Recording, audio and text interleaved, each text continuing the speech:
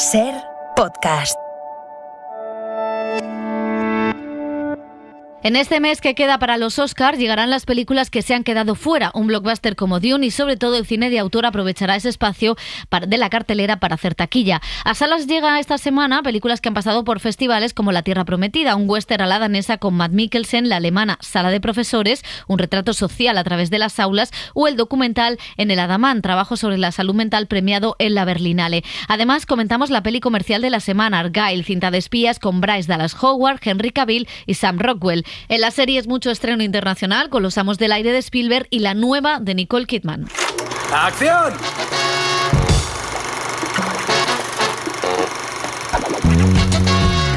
El cine en la Ser con Pepa Blanes.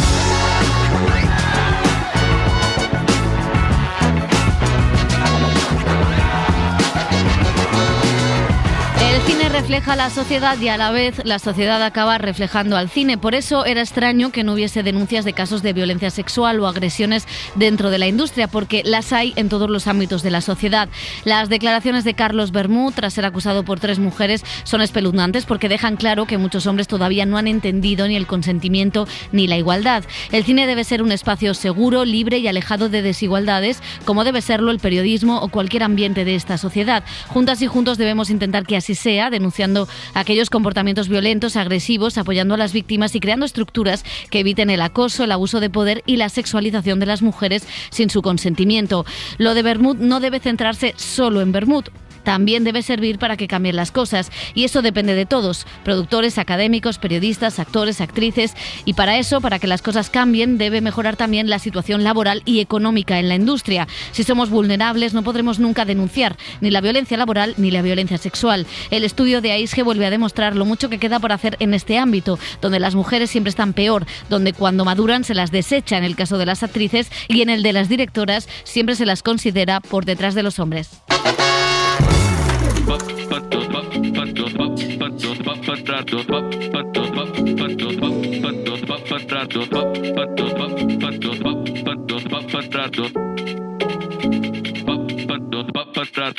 Sin buscarlo fue algo de rebote, en un show última hora de la noche.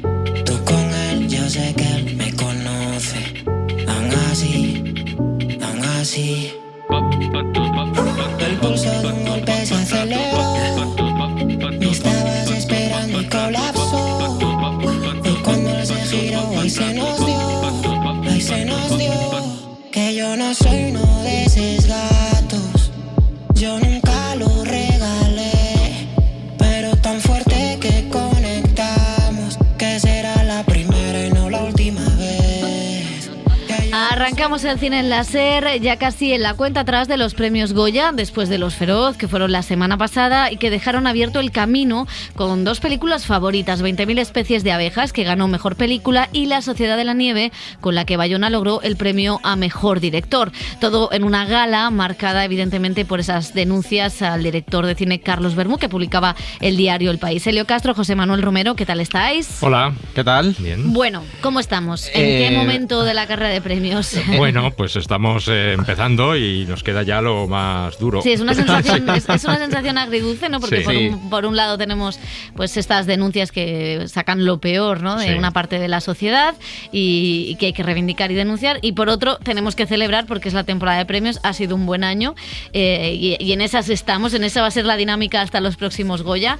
Si os parece... Y además emocionante, claro. dentro que vamos a llegar a esta última semana con no sabiendo muy bien si va a ser 20.000 especies de abejas, Bayona, si los Goya sí que van a reivindicar a Víctor Erice. Entre los actores creo que también hay todavía disputas, ¿no? En protagonista, en reparto, en revelación, con lo cual creo que son unos Goya que sobre el papel también puede haber muchas sorpresas. Sí, yo me quedé bastante contento con el palmarés de Los Feroz. Siempre... Porque has votado. Porque he votado, claro, sí, pero quiero decir que nunca se sabe lo que puede... Lo que votan los amiguis, los demás amigos. Lo que votáis los demás. Exactamente.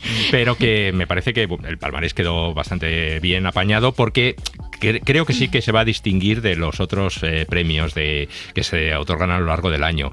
Y así los Feroz se distancian un poquito y no parecen unos Goyas bis o Goyas 2.0, como nos han llamado muchas veces. Tampoco soy muy Vargas Llosa en esto. No. Me parece bien que ganen Las abejas. Me parece bien que gane Bayona, ¿no? Que creo que es una de las direcciones más complejas del año. Me parece bien lo de Robot Dreams. Claro. Y también en las series, ¿no? Era un poco Vox Populi que nos había emocionado la Mesías. Pues claro. Toma. Sí, en el caso de Robot Dreams se cumple con algo que quería el propio Pablo Berger, que es que su película no estuviera encasillada en la animación. En el género. Sino que rompiera un poco ese techo de cristal y compitiera con otras películas de ficción de personajes de También carne y aquí hueso. la ha valido ir por comedia. Claro, por comedia, claro.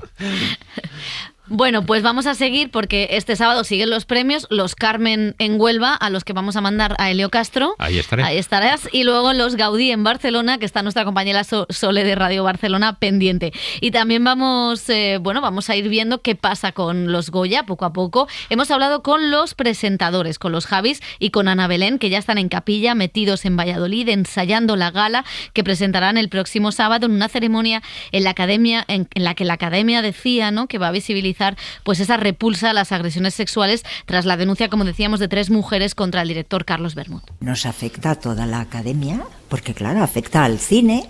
¿Cómo no vamos a responder a eso? Por supuesto, pero ya no solo con la solidaridad que creo que debe tener toda la profesión para... Es que yo creo que esto nos debe dar pie a una conversación mucho más importante. ¿Por qué se tarda en denunciar? ¿Por qué esta soledad cuando estas mujeres después de X años deciden contarlo? ¿Por qué no han encontrado el entorno y las personas que les digan yo te acompaño, yo voy contigo, yo pongo la denuncia y no te voy a dejar sola después? El miedo a esa soledad una vez que denuncias. Yo creo que esto genera una conversación que hay que tener entre todos. Y cuando digo todos, hablo todo el sector. Claro que sí. El cine en la SER con Pepa Blanes.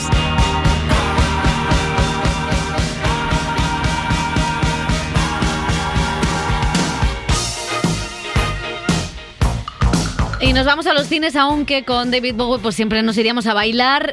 Vuelve el cine de espías. Argylle es la nueva película de Matthew Vaughn, que después de Kingsman pues quiere repetir ese éxito con una fórmula parecida, adaptando las novelas de una misteriosa escritora, Ellie Conway. Tiene un reparto de lujo: Henry Cavill, Bryce Dallas Howard, Bryan Cranston, Sam Rockwell y hasta Dua Lipa, en este thriller de una escritora cuyos libros empiezan a hacerse realidad a través de las actividades de un siniestro sindicato. Soy un gran fan y te lo juro por Dios, este es el mejor, y no lo digo por decir. ¿Ah, sí? ¿A qué se dedica? Al espionaje.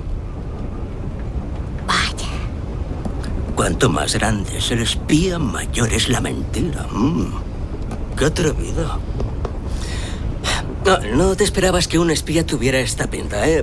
Pues, para ser justo, sí es el único fallo que tienen tus libros. Un guaperas con americana del cuello Mao y un peinado ridículo suele destacar en un tren entre los demás pasajeros del vagón.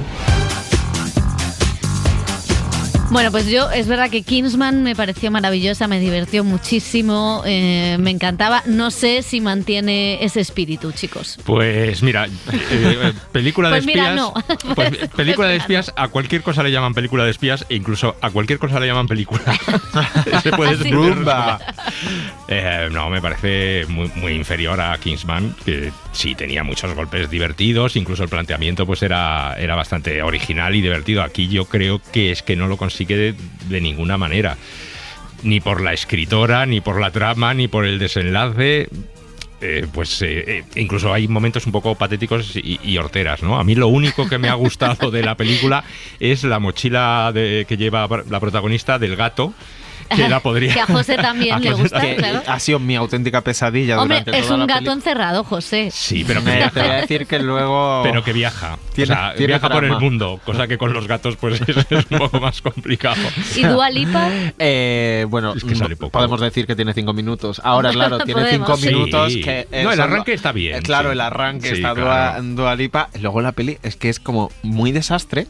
en todo el planteamiento, en todo el guión, y luego muy pretenciosa. A mí me pareció muy pretenciosa en el sentido de que, vale, bueno, la vendes como peli de acción, de espías, como quieras, pero tiene tantos giros y quiere ser como tan original y tan inteligente. Que se le ve. Claro, jugando con doppelganger, casi dobles identidades, con fantasías, con el giro de ahora hago esto, ahora lo otro, ahora este personaje es este, ahora cambia este personaje. O sea, un max mix de cosas que en un momento yo dije, es que nada tiene sentido, o sea, es que ¿qué estoy viendo? Es que no tiene sentido.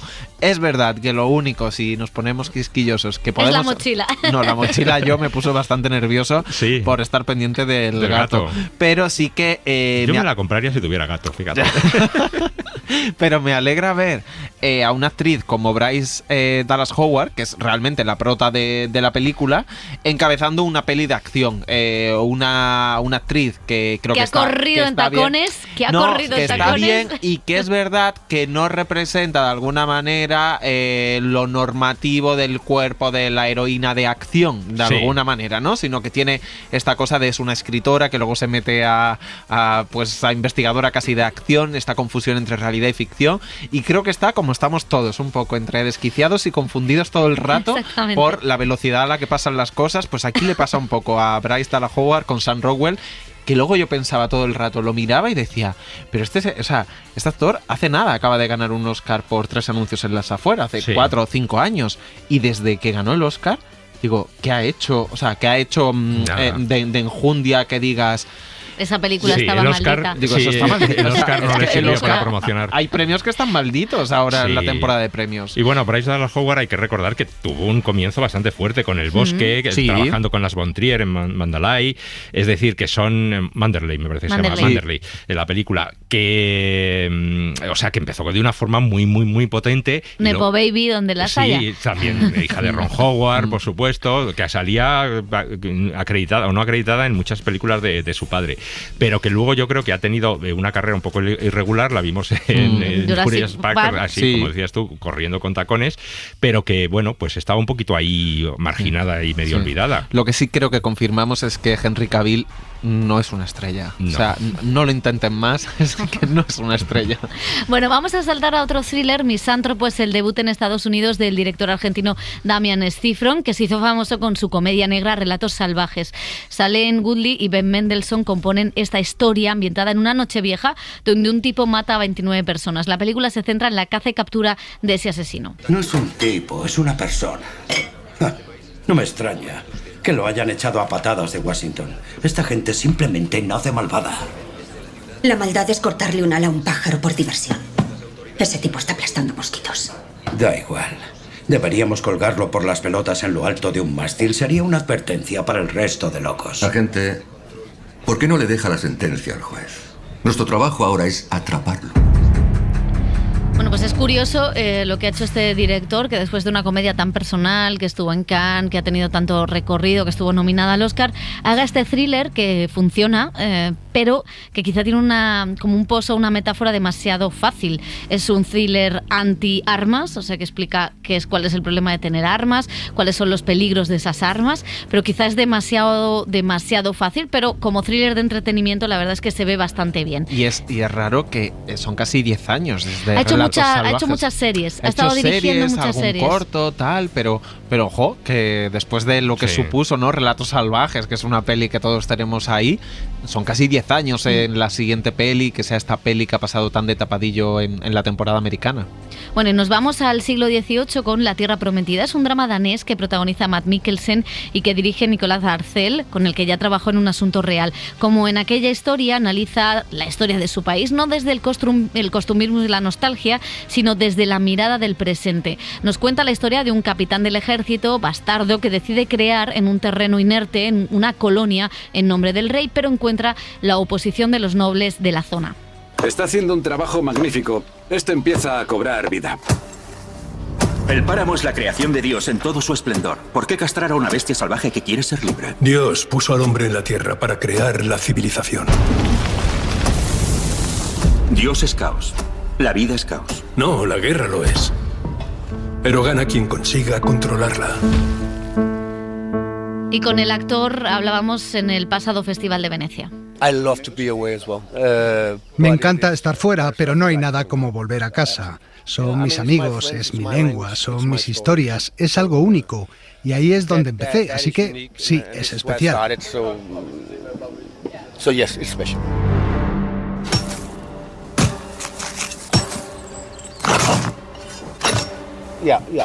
Sí, intento sentirme como el personaje. Tengo que identificarme con él de alguna manera. Incluso con un personaje como este. No hay forma de que alguien pueda hacer eso sin identificarse con él. No significa que tengas que defenderlo, pero tienes que encontrar algo que reconozcas y luego le hallarás la lógica. Siempre encuentro algo reconocible en el personaje. Puede que sea una pequeña parte de mí, pero lo reconozco. Entonces, mi trabajo consiste en tirar por la borda todas mis otras facetas por un tiempo y agrandar esta parte que en sí misma se convierta en algo que en realidad no soy yo, pero que reconozca. Ludwig Kallen, bienvenido a Hall Manor. ¿Quiere cultivar el páramo? Quiero crear el primer asentamiento del rey. Absolutamente, es parte de la historia. Todo el mundo tiene ambiciones en esta película, sí, puedo reconocerlo, pero no en esa escala. He dicho a menudo que no soy ambicioso en el sentido personal. Soy ambicioso con el proyecto que hago, con que esta película acabe formando parte de mi carrera. Es un personaje que cree que no necesita a nadie porque tiene una meta, pero luego dice, espera, necesito a alguien. Es un viaje pequeño pero hermoso. That's a small but beautiful journey I think he's on. Es mi tierra. El páramo es del rey. Yo trabajo para él.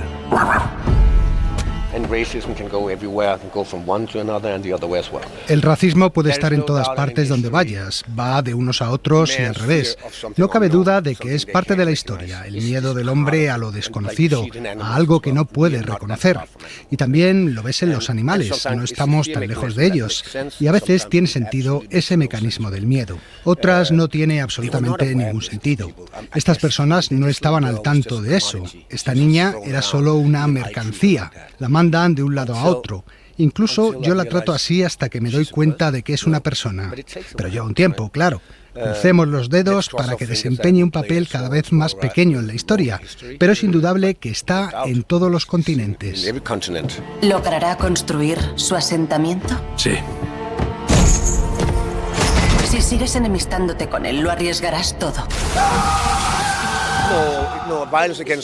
Es violencia contra las personas. No creo que vaya en contra de las mujeres. Se repite una y otra vez. Es violencia. Obviamente, cuando eso sucede, tiende a ir en contra de las mujeres porque físicamente muchas veces no pueden devolver el golpe. Pero incluso la campesina podría haberme dado una paliza. No lo hace porque sabe que tiene un rango menor. Y el personaje de Anne Bárbara es bastante violento en esta película. No podemos sacar a relucir nuestra moral en estas situaciones. Pero sí, la violencia está aquí y nosotros también. Intentamos domarla. Cuanto más nos civilizamos, más la domamos. Pero siempre está bajo la superficie. En algún lugar se vislumbra. Y los espacios solo para mujeres están ahí por esa razón. Porque ese es el lugar donde nunca se ve. A pesar de que estén rodeadas de hombres muy agradables, es bueno tener un lugar en el que estén absolutamente seguras al 100% de que la violencia no estará presente. Mantengamos esos espacios femeninos. Tengo que alejarme.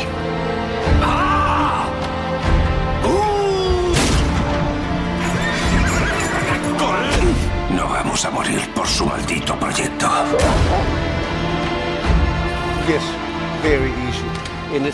Es muy fácil salir del villano americano porque allí dividen a la gente en buena y mala. Ese es su mundo. Y aunque damos matices aquí y allá, no lo quieren ver, es simplemente bueno o malo para nosotros. Nuestro trabajo es hacer que esté vivo y sea reconocible. Aquí en Dinamarca, y diría que en Europa en general, no lo vemos así. Quiero decir que no veo aquí a ese gobernante como el malo. Lo veo como un niño pequeño con todos los juguetes. Y aunque la gente juega con él, sabe que no les gusta. No es un villano, es un personaje triste. Aquí lo vemos de otra manera. Y yo no soy un buen tipo. Mira lo que hago. Es una locura, pero soy un buen tipo en el sentido de que eventualmente aprendo de mi error. Es algo pequeño que aprende. El cielo se abre para él.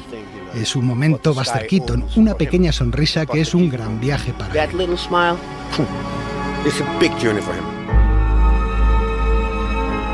Acción, violencia, traiciones, liderazgos. No sé si es una de las películas más actuales. Bueno, trata temas que son muy actuales y además con un lenguaje muy clásico que te remite a las películas del oeste. Es decir, no deja de ser alguien que quiere poner ahí una tierra especie de sin conquistar, sin conquistar, sin colonizar.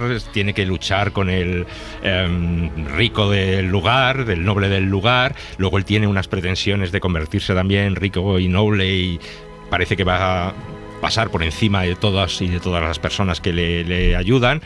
Es una película que a mí me ha entretenido bastante, es decir, que quizá es un poquito previsible, te sabes lo que puede ir pasando, pero la verdad es que mantiene tensión, mantiene escenas muy potentes. Mads Mikkelsen me parece extraordinario. Este director había hecho otra película que a mí me gustó bastante, Un asunto real. Me gustó mucho Un asunto real. Y que más o menos trataba un poco, además de la construcción misma de Dinamarca, y Mads Mikkelsen interpretaba a un médico que se preocupa por las condiciones sociales de los súbditos del rey y hace una serie de infraestructuras, y aquí es alguien que intenta pues cultivar patatas, nada más ni nada menos, pero y aparecen por ahí los oprimidos, los ladrones, gente que tiene que trabajar, las fuerzas nobles, los ricos, e intentan impedirlo.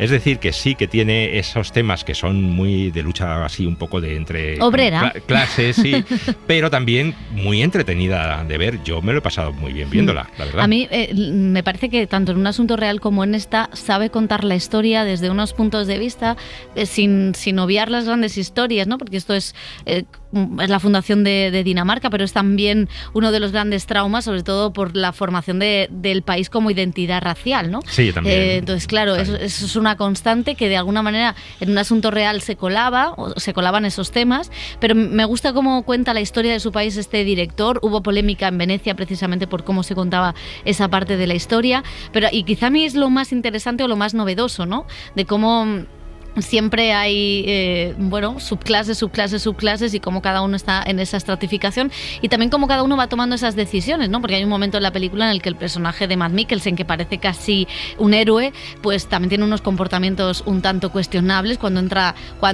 en juego, ¿no? Su idea, si su idea se va a ir sus sueños se va a ir al traste o no se va a ir al traste por defender unos ideales que ha estado defendiendo. Y eso me parece que es lo que conecta con la sociedad actual. ¿Hasta qué punto estamos dispuestos a ceder en aquello que nos beneficia solo por nuestros ideales? ¿Hasta qué punto estamos dispuestos a ceder por pedir un alto al fuego en Gaza? ¿Hasta qué punto? Me parece que son cuestiones que siguen estando, que estaban de alguna manera en la zona de interés, porque creo que en la zona de interés está todo. Sí. Pero también lo están en esta, y luego me gusta la idea de las patatas, de esa cosecha que no llega, de esa tierra inerte, con la naturaleza. Con esa tierra inhóspita. La violencia hacia las mujeres. Creo que es una película bastante completa. Sí, aunque Mads Mikkelsen decía que no es que sea violencia, es violencia en general. Lo que pasa es que las mujeres muchas veces están en el centro. Estaban ahí. No, es que bueno, aparecieron. Ojito, no es que aparecieron, pero ojo a la sirvienta. No vamos a decir más. No, creo que es muy interesante, y una de las cosas que decía Mads Mikkelsen en la entrevista es la diferencia un poco también el tipo de, a la hora de construir héroes y villanos en Hollywood, ¿no? En el cine que estamos acostumbrados, se decía que en Europa tenemos la riqueza de que tienen muchísimos más matices y de que los personajes no son blancos y negros. Y de hecho este personaje, que a mí me parece realmente interesante, es que es un lunático de alguna manera, alguien de clase baja, está en el ejército, ha llegado a capitán, cree que ha conseguido todo lo que podía y ahora se ve un poco pues arruinado y sin saber qué hacer, ¿no? Y sigue como en esta idea de si yo cultivo patatas, yo detesto a toda la aristocracia y a todos estos nobles, pero realmente quiero ese título nobiliario. Entonces, partir de ahí me parece súper interesante para esta idea que se desarrolla como un western muy violento por algunos momentos. También tiene algo de drama cortesano, estas cosas de palacio, esas negociaciones, esas escenas, esa tensión sexual que también desarrolla la película, y luego con todo lo relativo a la pertenencia de la tierra, a quién pertenece, a cómo se coloniza, a esas comunidades que están un poco tiradas, que las han tirado, apartado por el color de su piel, y cómo eso también se relaciona con el racismo y cómo luego se construye de alguna manera una familia elegida alternativa dentro de todo ese ecosistema. También entra la religión. Creo que es una película que está bien, que funciona, que tiene un desarrollo bastante interesante, y la verdad es que funciona. Pues sí, funciona, y también funciona Mads Mikkelsen, ya hablando de él. Seguro que os acordáis acordáis de esta canción, la que suena en el final de Otra Ronda con el actor bailando. Bueno, pues en esta entrevista que ha hecho José Manuel Romero y que la podéis ver entera en nuestra web, nos decía el actor que era un error, que él creía que esta escena no iba a funcionar. I was firmly against that scene, and I was absolutely 100% wrong. Because I thought it was a realistic film, I couldn't fantasize that. Why would any normal person, drunk or not drunk, start dancing for that long? It was just insane, by himself. Yeah, exactly, but that's what Thomas said, and he said other clever things, and I was like, nah, it's not going to work, I was wrong. Claro, decía que Thomas Vinterberg le defendía con argumentos inteligentes que era la escena, que había que mantenerla, pero que él creía que era una propuesta más realista, Otra Ronda, ¿no? Y que no iba a funcionar, y que claro, que se ha equivocado, porque indudablemente es una de las escenas icónicas de los últimos años. Totalmente. Bueno, la película danesa era una de las favoritas en la carrera de los Oscar para esa categoría de película internacional, pero se ha quedado fuera de la temporada. En su lugar se ha entrado una película más pequeña, Sala de Profesores, que vimos en Berlín y que realiza una metáfora de la sociedad actual con sus cuitas, su racismo, sus fake news, sus problemas, pero a través de las dinámicas en una clase en un colegio donde llega una joven profesora cargada de ideales y de ganas de cambiar las cosas. La actriz es Leonie Benes, protagonista de la película del director alemán de origen turco Ikel Katak. Pero bueno, ¿qué pasa aquí? ¿Es cierto que quieren expulsar a Oscar? Jenny, no tengo ni idea de dónde ha salido ese rumor, pero si fuese cierto habría que preguntarle a Oscar. ¿Tienes que contarnos algo, Oscar? Parece que no. Así que empecemos a corregir los deberes. No vamos a colaborar hasta que nos diga qué ha pasado y qué va a pasar. Si hay algún tema que te preocupe, puedes hablarlo en el consejo escolar, pero ahora estamos en clase. Tenemos derecho a saber lo que está pasando. La actriz, que por cierto es la de La cinta blanca, ojo, cuidado. Bueno, con el director hablábamos de lo difícil que es entrar en la carrera de premios y enfrente tienes a Netflix y a su chequera, y de cómo el racismo está ganando terreno en la Europa de hoy. Teníamos alrededor de 15 años y un día, de repente, 3 profesores entraron en clase y nos pidieron que pusiéramos las carteras sobre la mesa. Y nos dimos cuenta de que 20 años después estábamos hablando de eso, de por qué lo hicieron, de las formas, de la falta de privacidad que sentimos en ese momento, y vimos que podría ser un buen punto de partida para una historia.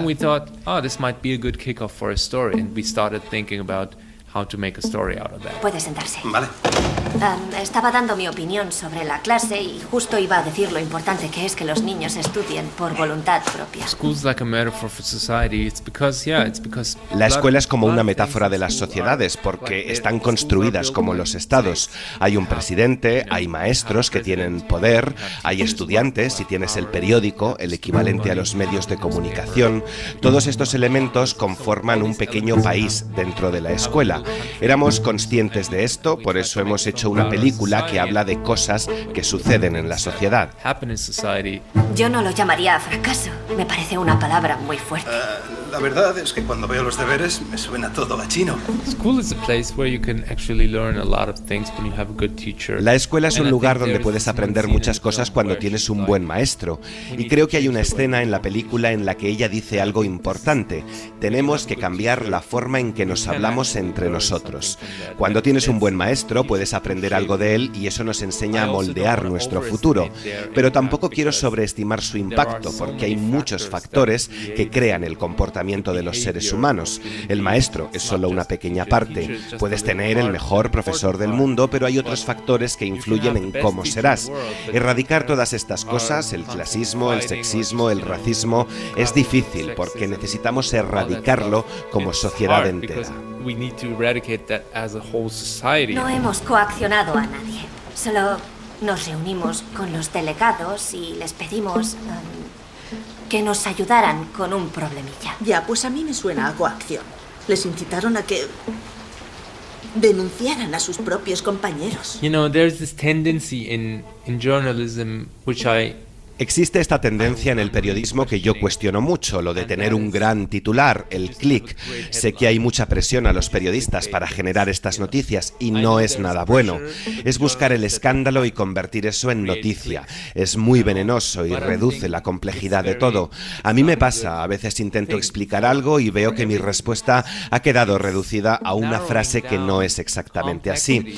Intentamos emular en esta película todo eso porque estamos en un momento donde la verdad es algo imposible de encontrar. Como sociedad luchamos por tener razón, pero ya no escuchamos. A veces quiero desaparecer del mundo porque ya nadie escucha. sometimes I want to disappear from this world because no one's listening anymore, really. ¿Por qué lo tienen tan claro? Nadie tiene nada claro, Oscar. Hay que revisar las pruebas. Entonces, ¿por qué mi madre ya no viene a trabajar? Oficialmente está de vacaciones. ¿Tienen alguna prueba? ¿De qué? I don't think that cinema... No creo que el cine deba tener una agenda, el cine es algo personal y no me gustan las películas que tienen un mensaje o les dicen a la gente lo que tienen que hacer.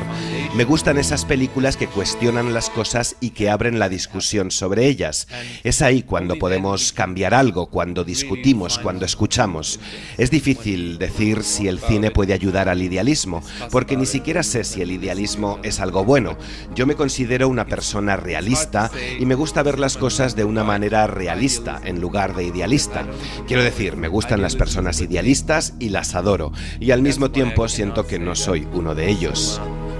Should or could be idealist.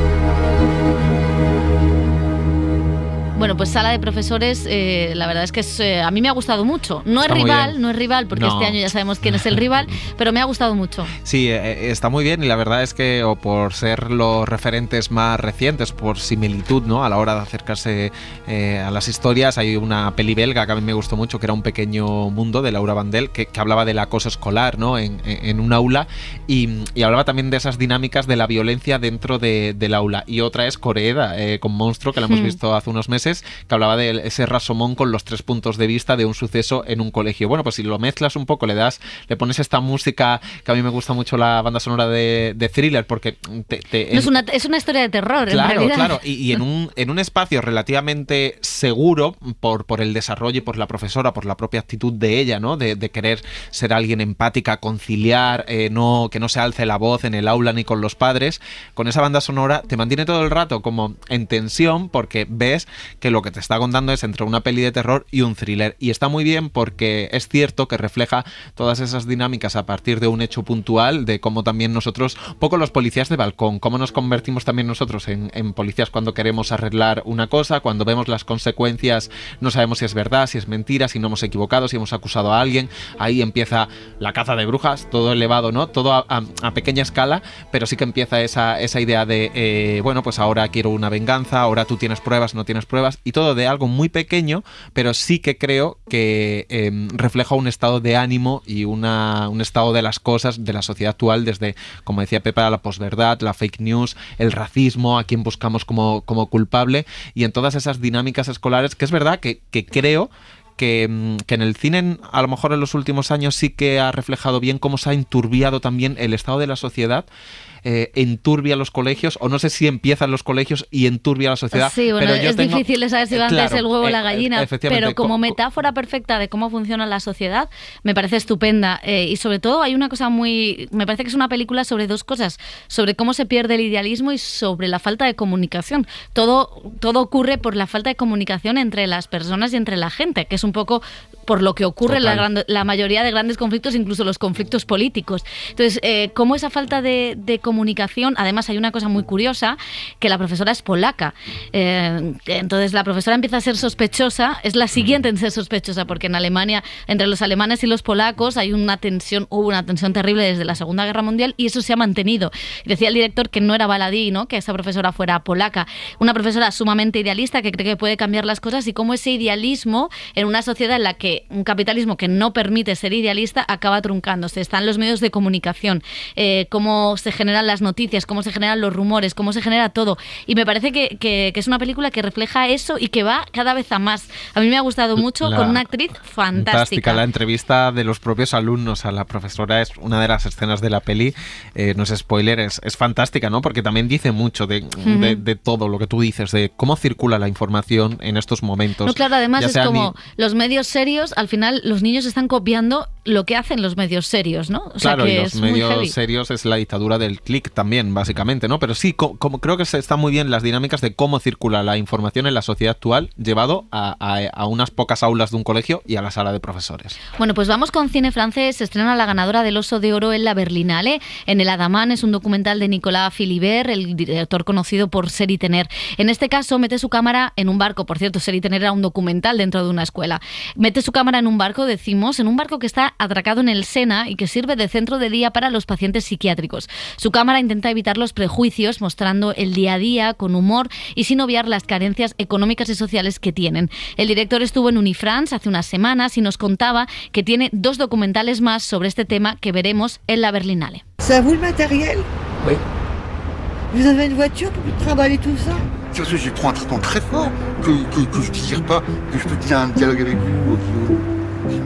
Mais je pense que ça nous concerne tous, parce que Creo que es algo que nos concierne a todos. A veces levantamos una especie de barrera entre aquellos a quienes denominamos normales y aquellos a los que no, entre locos y cuerdos. Yo creo que en realidad no hay barreras. Si hay fronteras, siempre porosa y fluida. Tenemos de la misma humanidad, tenemos mucho en común. Cuando conoces un poco el mundo de la psiquiatría te das cuenta de esto.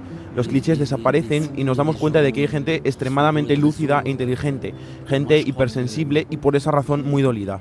Yo me siento muy movido por todos los que me he encontrado, por la vulnerabilidad que hay en este mundo.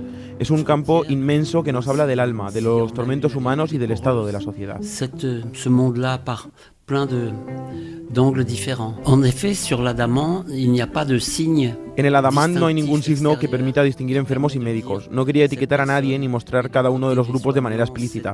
Eso no hubiera tenido mucho sentido, decir quién es un paciente y quién es un médico. Es el espectador que tiene que asistir a esto, no hay barreras. Esto no lo hemos hecho con un plan y rodaje, sino con una película que se basa en la improvisación y que trata de mostrar a los espectadores lo que piensan sobre la enfermedad, sobre la medicina. No es una película sobre la salud mental, es una película con la psiquiatría. Mi cine se basa en la relación, en el encuentro, en la vida. No hay un discurso detrás, no hay un programa que seguir. Simplemente se trata de tener cada vez menos prejuicios y aprender de la gente con la que contamos las historias. De mes préjugés, des idées reçues en faisant un film comme celui-là. Il y avait avant L'Adamant a ouvert il y a 13 ans. L'Adamant forma parte del sistema sanitario jurídico, forma parte de un hospital público. Es verdad que hace 13 años era un centro de día que acogía a los pacientes y que estaba en un edificio del centro de París, cuyo alquiler era exorbitante, muy caro. Era un sitio bastante incómodo, con 3 pisos, y los pacientes pasaban más tiempo subiendo y bajando. Un día el jefe de psiquiatría me dijo que había reflexionado sobre por qué estos enfermos no tenían derecho a estar en un lugar agradable, como todo el mundo. Los pacientes, los médicos y arquitectos se reunieron y empezaron a imaginar este proyecto, que es un milagro y que cuesta 5 veces menos que el anterior. En Francia también hay un debate sobre el abandono en el que se encuentra la psiquiatría pública. Está totalmente devastada. Le faltan camas, le falta personal, le faltan enfermeras sobre todo. Los médicos no pueden ejercer su trabajo dignamente y eso obliga a que se comporten como vigilantes. Y no tienen tiempo para estar con los pacientes, para escucharles, para tener paciencia. Trabajan de manera robotizada, lo que impide reflexionar. Sans plus avoir a réfléchir, mais en devenant un simple exécutant. Pues en Francia también hay cine de terror. Vermin la plaga es la historia de un joven solitario al que se le escapa una araña venenosa que crea una plaga en su bloque de pisos. Dios, ¿qué tienes aquí, colega? ¿Te interesan esos bichos? Buah, estas cosas me flipan que te cagas. Vale, pero ten cuidado. Tranqui, yo entiendo de esto. Te vienes conmigo a casa. En marcha. Y una última recomendación, el documental Domingo Domingo es la historia de un pequeño agricultor de naranjas, valenciano, que se rebela contra la situación del campo y de las multinacionales y que se le ocurre patentar una nueva variedad de mandarina para trolear a todos ellos. Es un personaje increíble, un valenciano de categoría, como dirían allí, una producción que dirige Laura García Andreu y que se puede ver en algunos cines y a partir del 1 de marzo en Filmin. Les multinacionals que hi ha ara és com un monstre, eh? I si no tens les veritats que ells volen, doncs no hi ha res a fer. Tot està, Domingo, en que vinguen a temps perquè se puguen comercialitzar. Si te ve esta mandarina que te vinga para el mes de abril-maig, seria la bomba. Més dolça. Mare meva, aforra't, Tener poder sempre. Si no ho intentes, no saps mai. El cine en la SER con Pepa Blanes.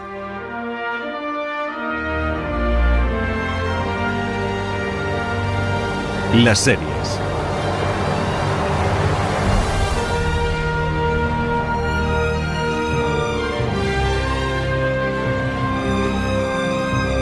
Y En televisión no vamos a cantar el himno de América, eso ya se lo dejamos a Mariah Carey y a Beyoncé para la Super Bowl. Nosotros, pero sí vamos a hablar de una trilogía bélica y patriótica como toda la ficción bélica de Estados Unidos, que es quizá una de las trilogías más exitosas de la pequeña pantalla. Así que con épica y patriotismo ha entrado por la puerta Dani Garrán. Qué solemnidad. ¿Qué tal? Bueno, es que ya tengo ganas de apuntarme al ejército americano. Hombre, con Barry Jane, con Austin Butler, yo también me apuntaba con al mis ejército. amigos, ya. No, pero vienes un poco vestido con una buena cazadora de aviador de esas que llevan, sí, que son chulísimas. Yo ahí me veo, ¿eh? Vienes un poco como profesor de aeróbic. Un poco americano. Sí, también. Sí. Dejémoslo estar. Bueno, hace 20 años, Tom Hanks y Steven Spielberg produjeron la premiada Hermanos de Sangre, que se acercaba a esa infantería paracaidista. A ella siguió una década después de Pacific, con los marines como protagonistas, y ahora vuelven a estar en los créditos de Los Amos del Aire. Es la nueva serie que pone el foco en la contienda aérea.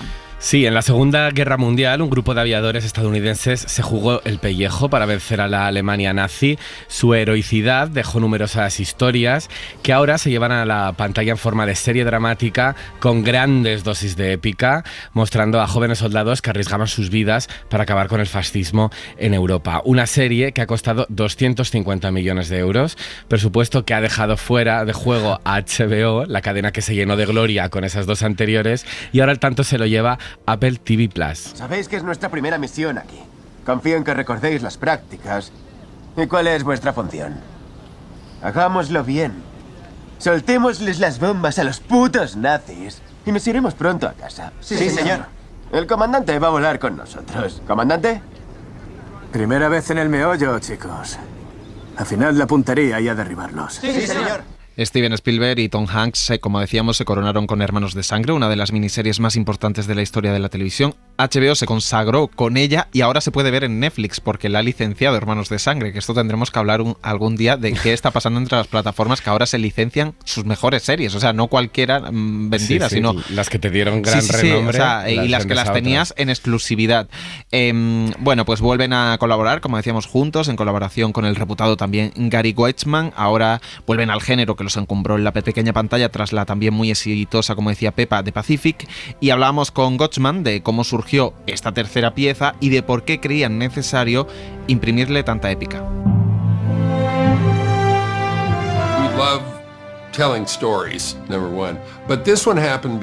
Primero de todo, nos encanta contar historias. La serie surgió porque Steven Spielberg le mostró a su padre Hermanos de Sangre y le encantó, porque fue piloto en la Segunda Guerra Mundial.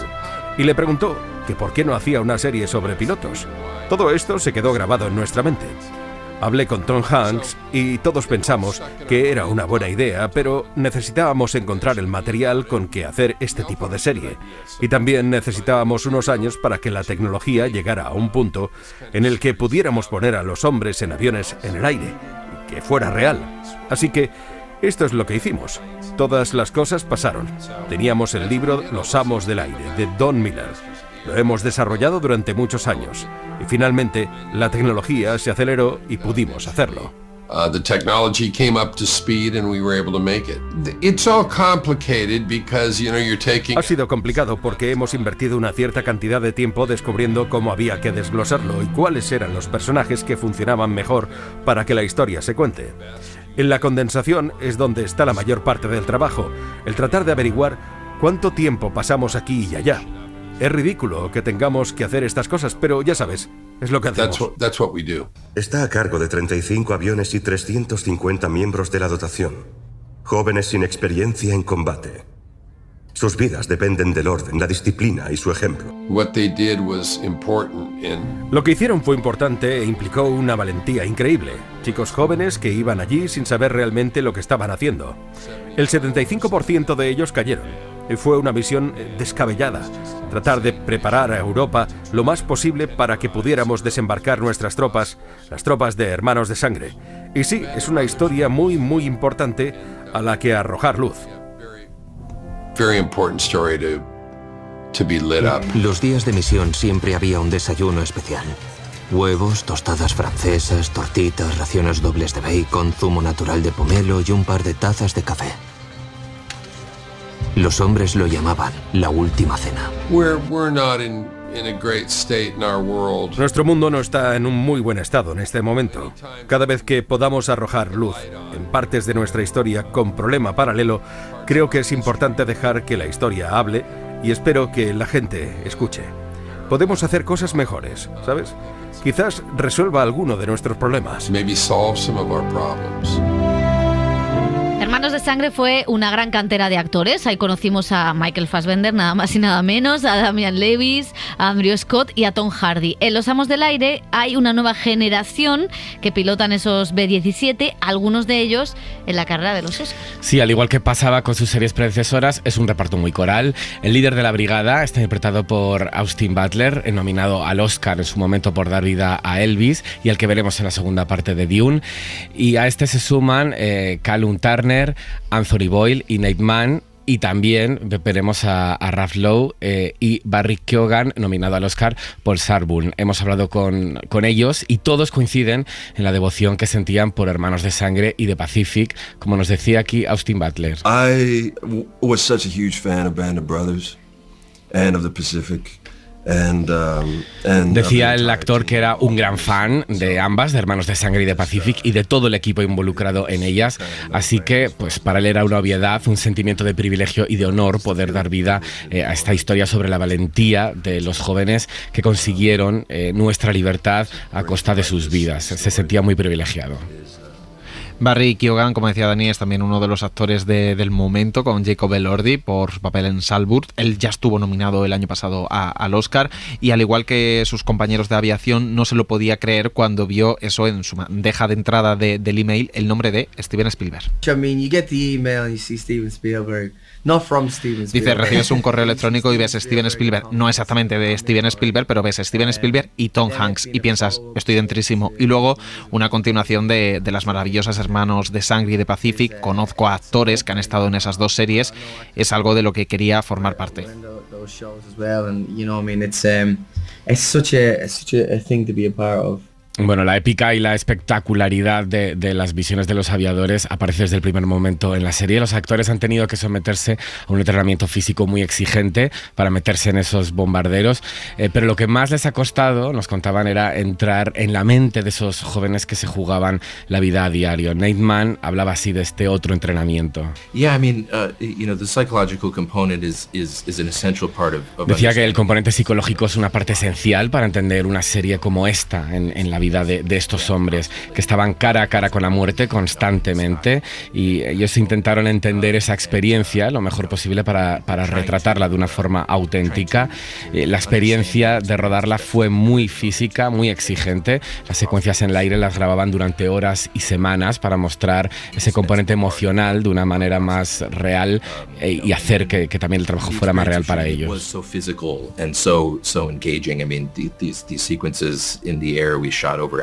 Y por último, el hijo de Jude Law, Ralph Lowe, también participa en Los Amos del Aire, y nos contaba otro Nepo Baby, Pepa, y nos contaba, es que Hollywood está lleno de esto, y nos contaba que lo que más le había impactado es la cantidad de vidas que se perdieron en este episodio de nuestra historia. Es que los jóvenes de verdad no leen los libros de historia donde han estudiado.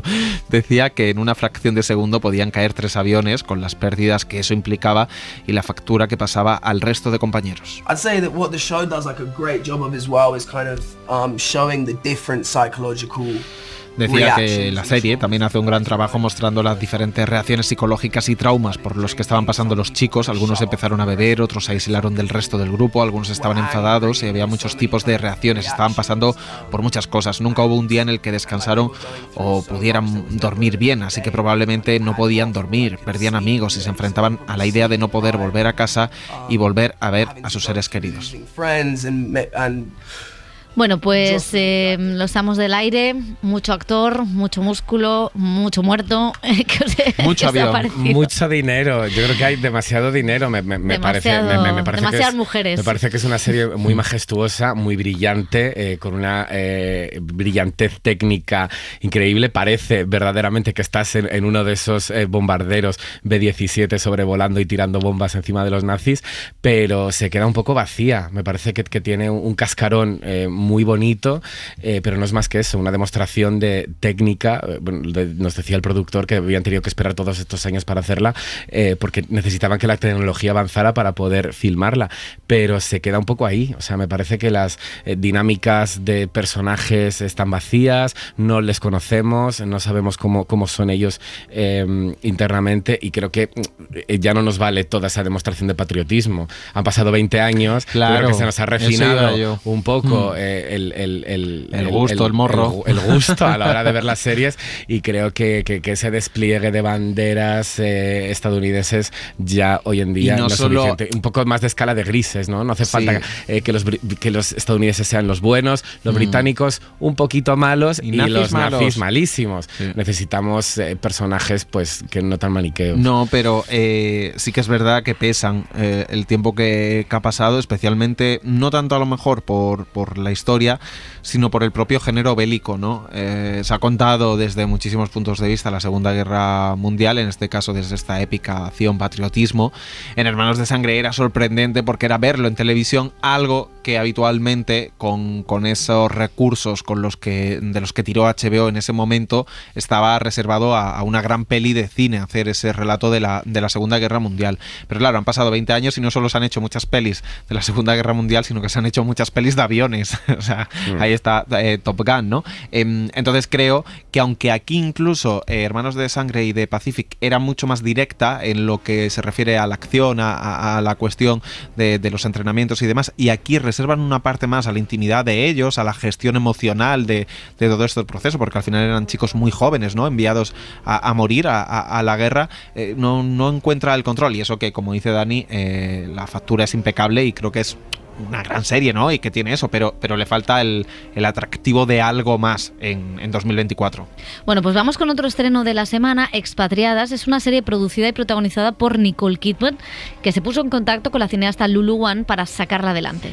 La producción, dirigida por la estadounidense de origen chino Lulu Wang, como dices, estrenada en Prime Video, narra la vida de 3 mujeres estadounidenses que viven en Hong Kong durante el año 2014, mientras afrontan una tragedia común en medio de una tensa dinámica de diferencias sociales y un panorama político cada vez más tenso. Hemos hablado con la directora sobre el duelo y la identidad, temas centrales de la serie y de los guiones escritos por mujeres.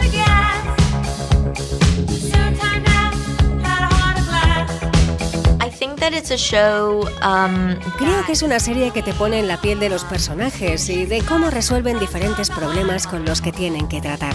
Creo que la pérdida es algo bastante ambiguo, es algo importante donde muchas veces no puedes cerrar. Creo que lo más difícil es cuando no consigues cerrar ese duelo. Espero que los espectadores se dejen llevar por la resiliencia de los personajes y por su propia resiliencia. ¿Lo veis? Si lo hubieseis celebrado en Estados Unidos, podríamos haber contratado el mismo catering. Mamá, ahora no. ¿Qué? No he dicho que volváis para siempre. Eso Pero no... te referías a eso. Si hubiese querido decirlo, lo habría dicho sin más. Creo que hay más apertura a las nuevas historias y a las nuevas miradas, pero todavía creo que tenemos un largo camino que recorrer, porque al final en Hollywood todo se reduce a hacer dinero y a veces algunas miradas hacen más dinero globalmente que otras. Necesitamos más oportunidades para tener éxito, más oportunidades para fallar, porque el éxito y el fracaso no pueden caer sobre un solo proyecto. Es demasiado atribuirle eso a una sola persona, a un solo proyecto. Y creo que necesitamos un volumen mayor de producción que tome riesgos y cuente historias desde perspectivas diferentes que sean contadas de manera universal. Adoro a mi familia, pero cada vez pienso más en dejarles. He alquilado un apartamento en Kowloon. A veces quiero estar sola, ¿sabes? No ser la esposa de nadie ni la madre de nadie. No estar definida por la tragedia y que no me recuerden que soy madre de 2 en lugar de 3. Conforme iba entrevistándome con guionistas y tratando de reunir varias perspectivas en el equipo de guión para modelar la historia y los personajes, ocurrió eso, que las mujeres estaban escribiendo de una manera más auténtica. Ha sido un trabajo precioso. Fue antes de la pandemia y pasamos un par de meses compartiendo un espacio seguro con mujeres que venían de sitios muy diferentes y con muchas ideas diferentes. Muchos de esos debates y discusiones que tuvimos en la sala de guión cavaron en la pantalla. Ha sido bastante terapéutico porque todo el mundo aportó sus propios traumas, hablamos de todo y nos dimos cuenta de que no estábamos solas, que eso también les pasaba a otras. No puedo dejar de pensar en ese dibujo. Solo es un dibujo. No entiendo por qué tiene a Jesús en la cabeza. No somos religiosos. Puede que Brian se lo dijera. Los Mahoney son budistas. Pues entonces habrá sido otro de sus amigos. ¿Qué más da? Pero... No entiendo por qué estás tan agobiada con eso. Estamos aquí en nuestra fiesta con nuestros amigos. Quería difuminar las líneas sobre las expectativas de los espectadores sobre qué es un expatriado. Porque ¿cómo llamas a alguien que es coreano y americano y que no tiene dinero? Pero que no es local, pero que parece que sí lo es muchas veces. A menudo eso es muy confuso. Creo que es interesante y ha sido un desafío romper esas definiciones que tenemos.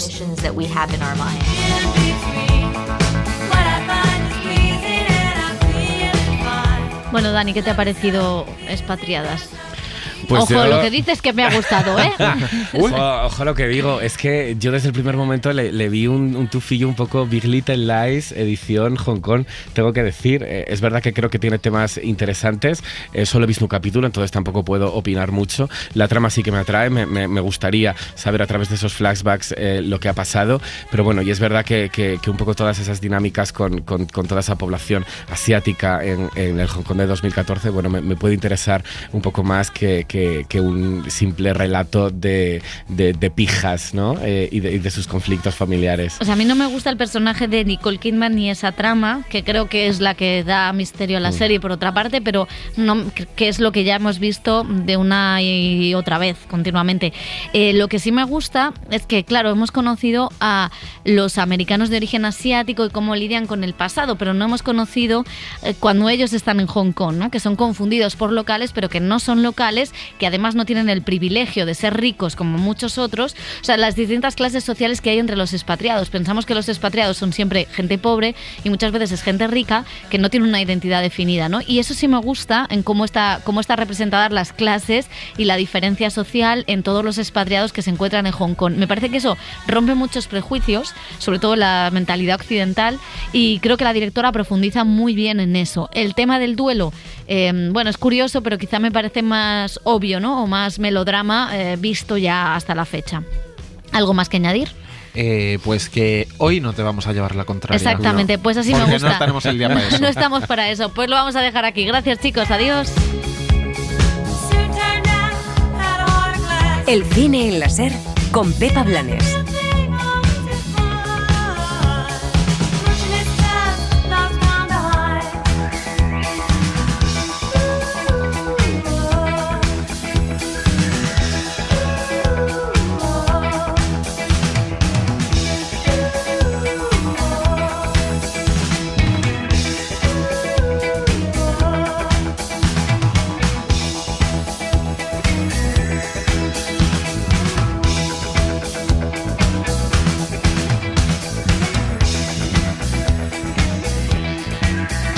Suscríbete al Cine en la SER. Escúchanos en directo en la SER los sábados a las 7:30 de la mañana y los domingos a las 3 de la madrugada. Cadena SER. La radio.